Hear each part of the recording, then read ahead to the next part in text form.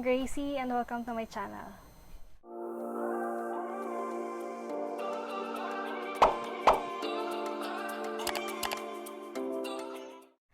Yes, I'm back with another video. And today's video, mag-swatch ako or mag-review ako ng tatlong bestseller products ng Careline. Lang ito sa mga bestseller nila. Okay, first, I got this skinny mascara nila. Yan. Ayan, nakalagay dyan, skinny mascara. Tapos dito is Careline, yung brand nila. This skinny mascara is 165 pesos. But I got this for only 99 pesos ng 11.11. And this one, contour stick nila. Ayan. Careline contour stick. This is 199 pesos. But I got this for only 199 pesos. Tama, 11.11. Sa LAZADA. And last is ito, multi-pot. Blush on, eyeshadow, and lippy. This is 180 pesos pero nabili ko siya ng 108 pesos lang nung 11.11. Bongga! Imagine 180 from 180 naging 108 pesos na lang siya. 65 naging 99 pesos lang siya. 180 naging 108 pesos. The best! Okay guys, itong multi-pot, meron silang tatlong shades and I got the shade Head Over Heels. And, yeah, ganyan lang yung packaging niya. The usual Careline, ganyan lang siya. And then here, yung aking shade. Tapos dito, nakalagay dito is paraben-free and cruelty-free. Wow! Usually, yun talaga yung hinahanap natin sa makeup, diba? Kapag namimili tayo ng makeup, titingnan natin sa likod kung paraben-free ba siya or cruelty-free ba siya. Okay, open ko siya. Ayan, ganyan siya. Ito siya guys. So, as you can see, hindi pa siya gamit. Talaga ngayon ko pa lang siya gagamitin. And, yeah, re-review talaga natin siya. Ganyan siya. And,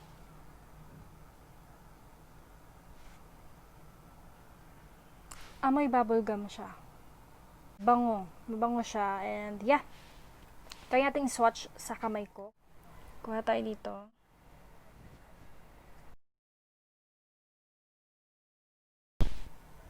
Ayan siya. Pag na-swatch mo siya, and pag binlend mo siya, blendable naman siya.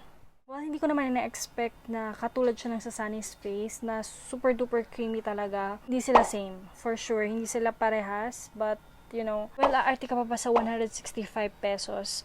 And, takuha mo pa siya ng 99 pesos nung 11.11. Diba? Okay, this time, isa-swatch ko siya sa face ko.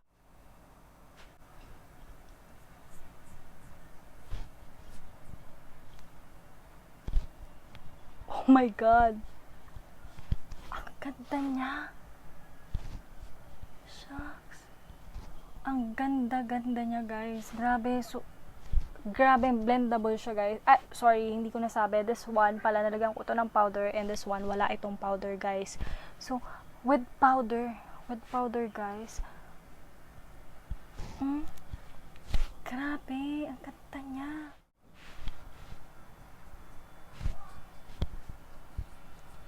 Bine-blend ko agad kasi natatakot ako. Yung, di ba yung sa iba, pag pinat mo ng galon, tapos hindi mo agad na-blend, nag-iwan siya ng mark. So, feeling ko, pag ganon, pero hindi siya ganon. Ang ganda niya.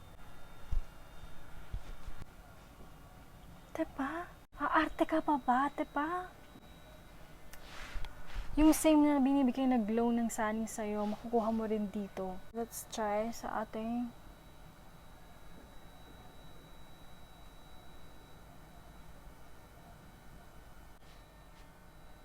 napaka-pigmented niya, guys. Wow!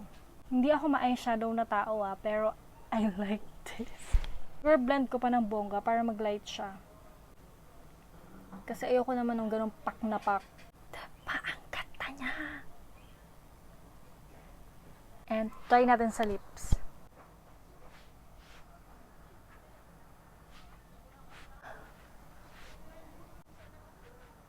Hindi mo na kailangan gumamit ng applicator, guys. Grabe, oh.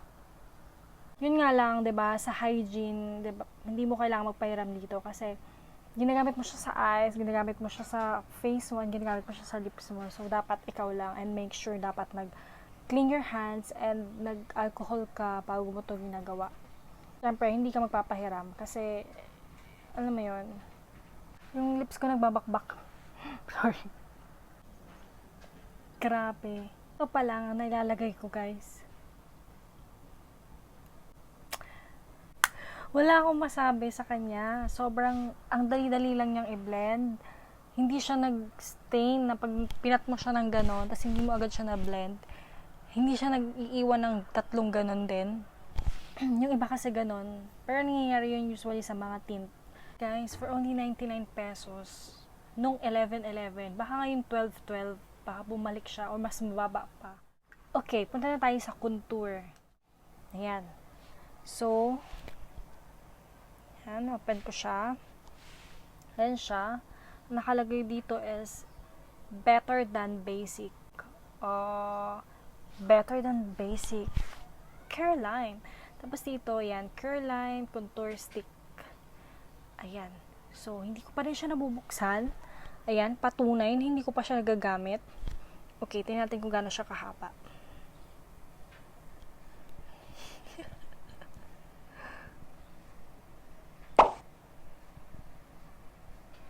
Baka maputol guys, takot ako. Yan, ganyan lang siya kahaba. Pero feeling ko naman matagal to kasi naman to igugunon mo ng bongga dun sa panga ko, 'di ba? Hindi ko siya i-glide ng ganung kahaba. Okay, for my contour, gagamit ako nitong angle brush na to.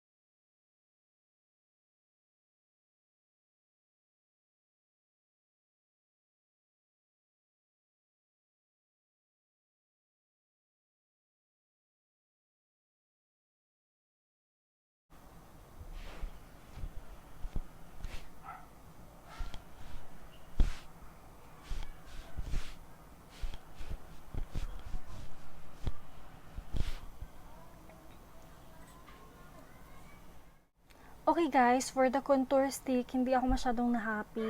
Kasi kapag nilagay mo siya, pigmented siya. Like, ayan, ganyan siya. Pero kapag binlend mo na siya, halos nag-fade na siya. Halos wala na siyang makita. So, hindi rin niya nakukontour na maayos yung mukha ko. And mag-fade nga lang siya. 'Di ba? Since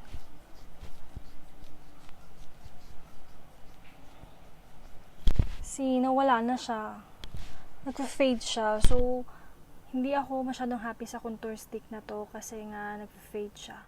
Okay, to complete this look, ito, magmamascara na tayo. Gagawin natin itong skinny mascara ng Careline. Buksan ko siya. Ayan siya. Ganyan siya ka-skinny, guys. Sana nakikita mo. Ayan. Ganyan ka-skinny siya. Kasi yung regular na mascara, ganito siya. Yan. Ganyan siya kakapal, diba? So, ngayon, magka-curl muna ako ng lashes ko.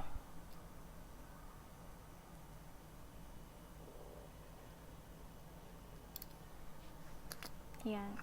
And let's try.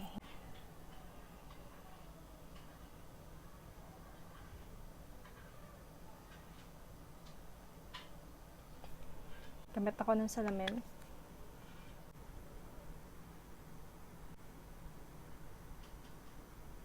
Ito kasi yung, malaki kasi yung brush nung ibang, yung isang ano, ngayon nalalagyan ko na yung baba ng mata ko.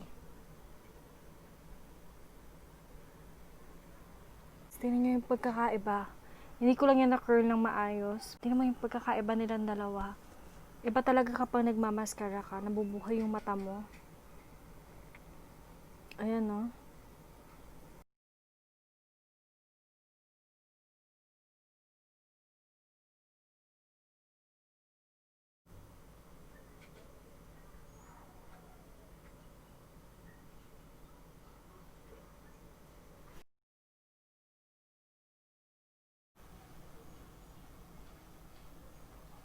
Diba? Ang ganda niya, guys. Hindi ko lang na-curl ng maayos yan, pero kung na-curl ko ng maayos yan, lalong ang ganda pa. Madali siyang gamitin para sa mga baguhan na takot na magmascara. Kasi, di ba, yung iba, pag nagmascara ka, kumakalat agad. So, this one, hindi. Kahit yung baba ng ano ko, nalalagyan siya.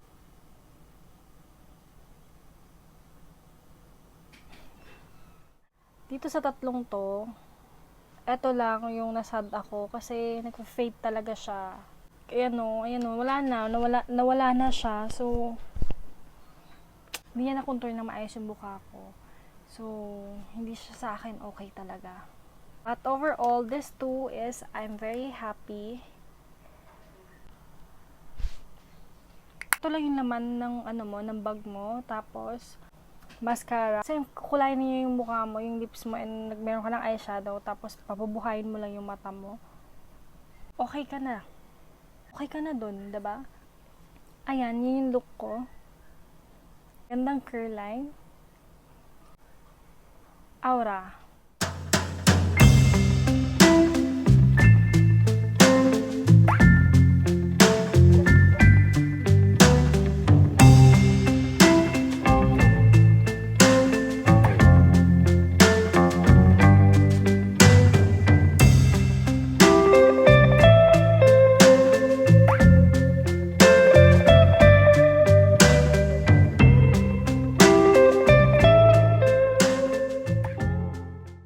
Okay guys, dito na natapos yung video natin. Thank you so much for watching.